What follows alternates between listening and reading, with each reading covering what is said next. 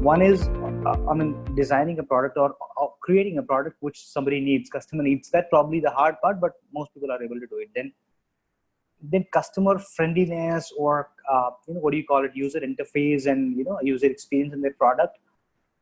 For any hard product which you can touch and feel, and versus online product, in both the cases, it's very, very difficult. It's very, very difficult. You never know actually what's going to happen. Even for the existing products like ready-made clothes, ready-made garments, we see a lot of companies which have got funded on the ready-made product side, or as simple as coffee or the food side. What exactly customer needs and how will they react to something which is largely not there or very thinly there, it's very difficult to predict. In Indian food palette, it's unlike US, or unlike US, which is a homogeneous market, or most of the countries are homogeneous market, which means they eat single kind of food across the country. There are no different religions, culture.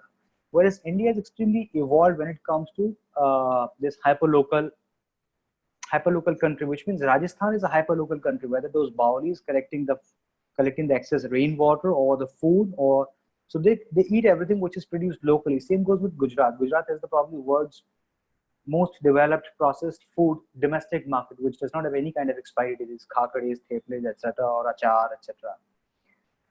So it's very difficult to invent on the Indian side how the customer will behave on anything. Same goes with the clothes. If you see, the clothes are very, very different across the country.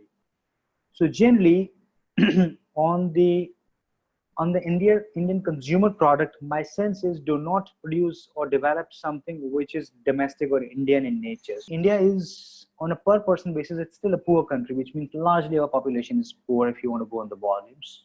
So it has to be really economical. Most of the mass premium products are being sold to this top 1 crore population, which is working in the metros. Within metros too, people like you, me, Amazon, etc. is being used by us only, or all these malls, premium clothing, etc. is being worn by us only. Watches, bags, cars, only we are buying. So one cannot say that no, India is buying premium products. It's a very small population to which you are selling everything.